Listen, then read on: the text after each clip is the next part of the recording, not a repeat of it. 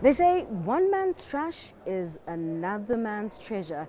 Perhaps that's the best way to describe discussions around South Africa and the participation of global powers in our G20 presidency.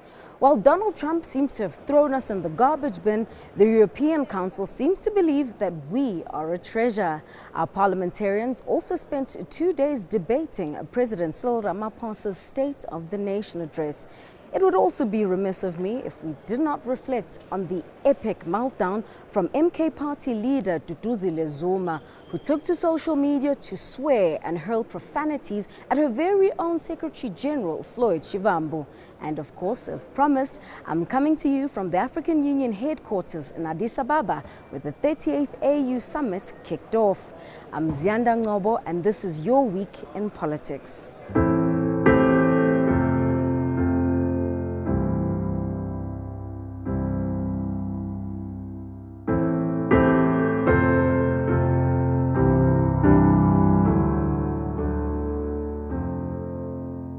We will eternally remember these soldiers.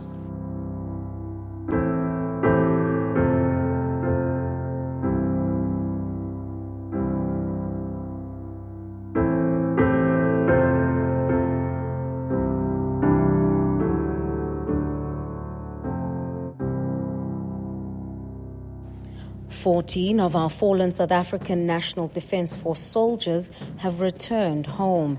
And while there are still calls from some quarters for the remaining troops in the Eastern Democratic Republic of Congo to return home, the families may now finally find closure.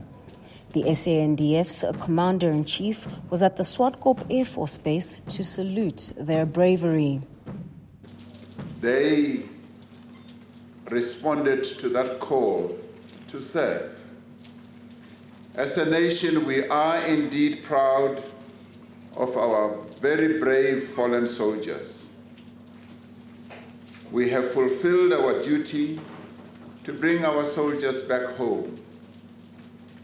We must fulfill our duty to complete their mission. We should, at this moment, move around trying to politicize this matter, saying that the Defence Force could have done better. We have done as much as we could in the circumstances that we found ourselves. Our people were armed, resourced, and capable of meeting the challenge that they faced. On Monday, the National Assembly held an urgent debate under the theme, The Recent Casualties Incurred by the SANDF in DRC and Their Implications for the Defence Force. The backlash against our government, and in particular the competence of Defence Minister Angie Motshekga, dominated the discussion. The calls for the withdrawal of our troops grew louder. We need to withdraw from the DRC immediately. And Minister Angie Motshekga must go, voluntarily or otherwise. The time for excuses is over. Lives are at stake, leadership is failing, and South Africa cannot afford to stand by watching the predicted life-costing humiliation unfolding any longer. ATM MP Vuyo Zungula wants heads to roll over the deployment of the soldiers in the Eastern DRC. He further questioned South Africa's role in the mission. In remembering the demise of our heroes, we should ask ourselves, what should be the consequences for those who send our soldiers to die in poorly planned missions? Missions where the objectives are unclear, the strategy is flawed, and the alliances we form raise more questions than answers. One of those questions is, who exactly are we fighting alongside? Did South Africa at any stage fight alongside the FDLR in the DRC? We need absolute clarity on our role in this conflict, especially given the complex web of interests at play in the DRC. International Relations Minister Ronald Lamola has dismissed assertions that the peacekeeping mission is underfunded. The budget and resources for the mission doesn't only come from the South African National Defence Force. It comes from SADC through the Summit DRC and also through the UN Security Council. The argument that the mission is not well-funded or is underfunded, therefore, is devoid of the truth. Because the budget comes from the UN, SAMI DRC, and indeed we also contribute. So it is therefore unfounded that we have sent our troops without a clearly defined budget. Because in instances of these kind of missions, it's not the responsibility of a single country. Hence, we had Malawi, we had Uruguay, we had Tanzania, and other countries participating in UNESCO that are funded through the UNESCO process. As a nation, we have a responsibility to protect, defend, and encourage our defense force. EFF leader Julius Malema continues to dispute the characterization of the presence of our troops in the Eastern DRC as a peacekeeping mission. He maintains that the SANDF is there for combat and is ill-prepared and doesn't stand a chance against the M23 rebels. For over a decade, we have watched as the South African National Defence Force has been systematically weakened. Budget cuts have crippled our military ability to function effectively. Aircrafts and helicopters that should provide air cover for our troops are grounded due to lack of maintenance. The government has neglected its duty to ensure that our soldiers are adequately prepared and equipped for combat. This is despite the fact that this deployment has cost our government 2.3 billion since it began. Lamola also told MPs that withdrawing our troops is not an option due to the hostilities. He says our government supports calls for the urgent reopening of the Goma airport to allow humanitarian aid. Are you planning to attend this, or are you skipping it and telling your cabinet to not? Well, we'll see what happens, but the South African situation is very, very dangerous and very bad for a lot of people. There's tremendously bad things going on, including the confiscation of property, and worse, much worse than that. You know what I'm talking about. And we're not making any payment until we find out what's going on in South Africa. Yes, U.S. President Donald Trump was evasive when asked by a group of journalists in the Oval Office whether he'd be attending the G20 summit in South Africa later this year. He's continuing with the narrative that the Land Expropriation Act is about confiscating property. Trump continues to turn what we thought we knew about global affairs completely upside down. One could have hardly imagined back in 2023 when the United States accused South Africa of supplying arms to Russia when they invaded Ukraine, that some 2 years later, the very same country would do a complete 180. You'll remember at the time, the White House did not want to believe that our government was being neutral in the conflict and accused us of being too cozy with the Kremlin. It's also interesting to note that despite the marked difference between the Biden and the Trump administrations, Washington continues to politicize and threaten to withdraw from the African Growth and Opportunity Act whenever they want to throw their weight around. But now, fast forward to 2025, this week to be specific, Trump put in a call to his Russian counterpart, Vladimir Putin. Ironic, isn't it? President Trump has taken to social media to say that he and Vladimir Putin have agreed immediately to spark negotiations aimed at ending the crisis in Ukraine, and that he is now calling President Volodymyr Zelensky to tell him about the conversation that just took place with the Russian leader. He says that he's asked senior figures in his entourage, including Secretary of State Marco Rubio, to lead the negotiations, which Donald Trump says he strongly believes will be successful. So that news just breaking here in Washington, D.C., and of course it has an impact on the reception that any delegation from South Africa here coming to the White House, coming to the State Department to explain the reality of South Africa's expropriation law, as opposed to the falsehoods that President Trump himself has articulated about them, as we spoke about earlier in the week. He has said on social media that South Africa is expropriating land from white farmers, is committing what he refers to as human rights abuses. So the reception that that delegation gets here is now going to be affected by the immediate flurry of activity that is going to start focusing on peace negotiations relating to Ukraine, President Trump saying that he has plans to meet Vladimir Putin, even at some point to travel to Moscow for those meetings. So this issue of the United States and South Africa is about to recede from the public attention here, take a back seat, which may create more of an opening for that those envoys from South Africa to have more of an opportunity quietly and perhaps away from some of the public focus, certainly here in Washington, D.C., to try and make progress in stepping the United States back from the brink.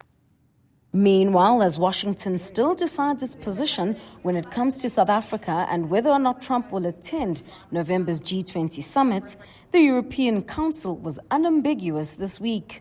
The EU Council's president put in a call to our Cyril Ramaphosa to express full support for the country and a commitment to deepen ties as a reliable and predictable partner. Well, you have to assume that Donald Trump's executive orders and some of the pronouncements that he's been making about South Africa that Simon has been outlining there, and indeed Marco Rubio's decision not to attend the G20, you have to assume that that is what prompted the words that we've been hearing over the last couple of days from the European Union via the President of the European Commission, Antonio Costa, who also threw forward to the bilateral South Africa-EU summit on the 13th of March, clearly wanting to emphasize that that is going ahead. We have this social media message from EU social media channels, which has been signed up to by various European ambassadors in South Africa as well. They also reiterate their support for South Africa's leadership of the G20. And what we're not seeing here, for the most part, is European leaders coming out and directly criticizing Donald Trump or his positioning on South Africa. But what we are seeing is some of them making it pretty clear that they don't agree with it through those reiterations of support for South Africa's G20. When we return, we reflect on the two-day debate of last week's State of the Nation address. Plus, South Africa has made a resounding victory here at the 38th African Union Summit with the election of a commissioner in the infrastructure and energy portfolio. And as our fallen soldiers returned home from the Eastern Democratic Republic of Congo, the situation in that region was also discussed on the sidelines of the gathering of heads of state here in Addis Ababa. Don't go anywhere.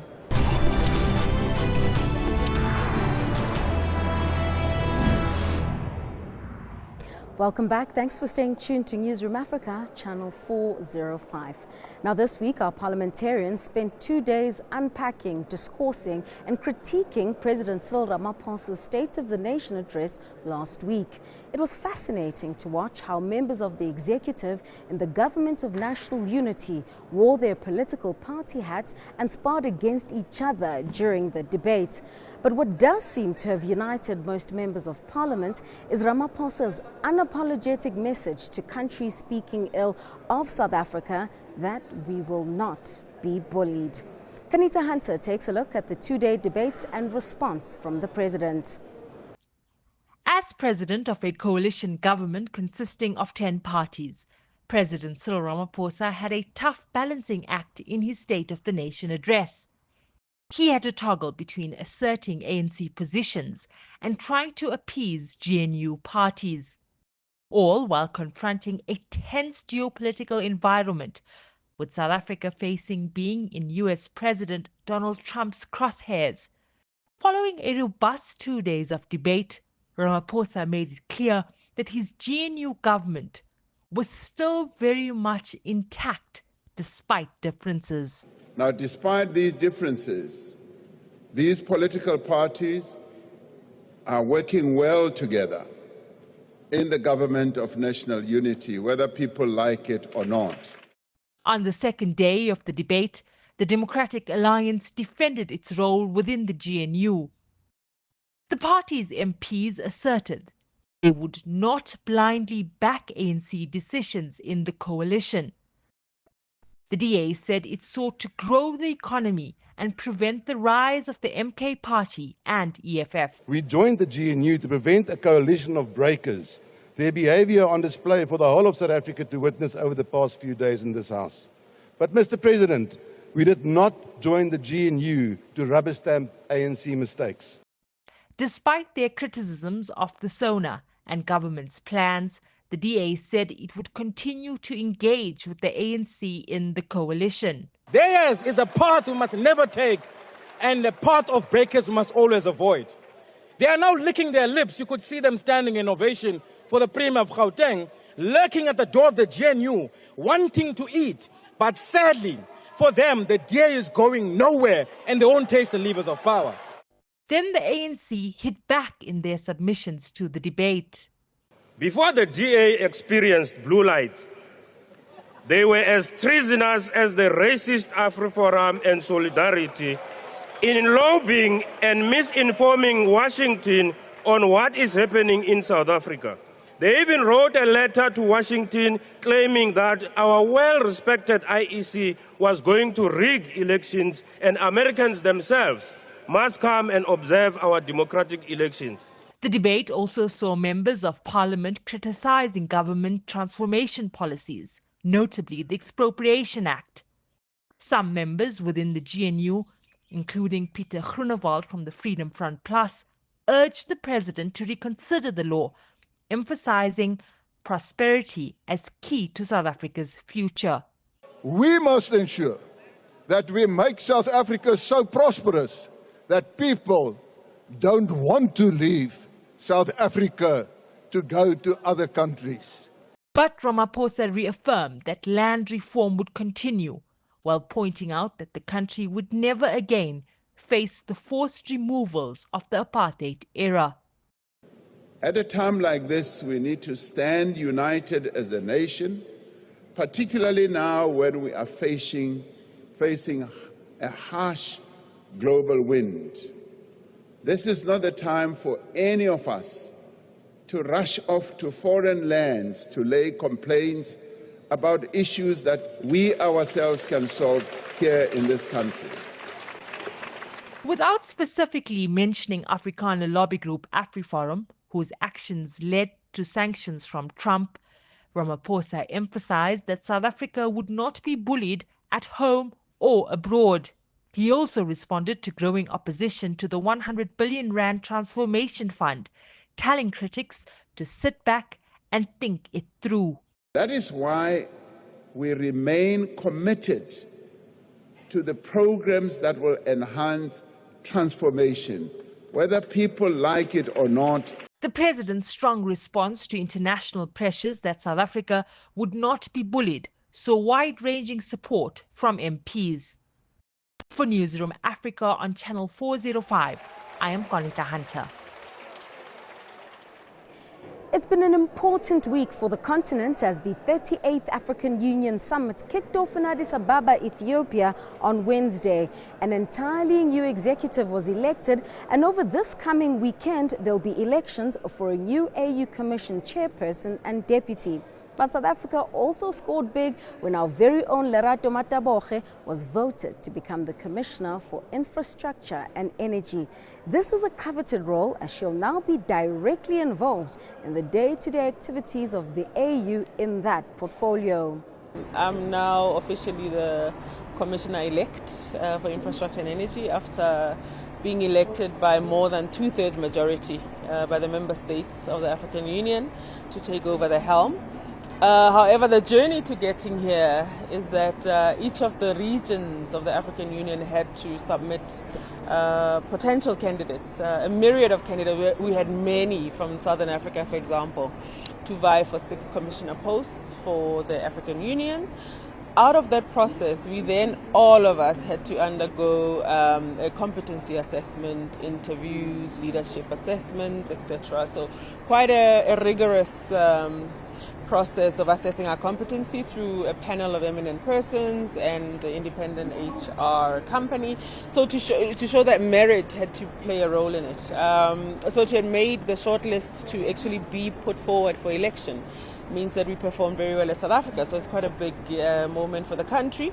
But of course we take over the helm as a Pan-African candidate who's going to actually execute the continental agenda and not just a South African agenda. But to be a South African nominated candidate is quite an honor. If you're not someone who frequents the social media platform X, you'd be forgiven for having missed MK party leader Duduzile Zuma's spectacular meltdown.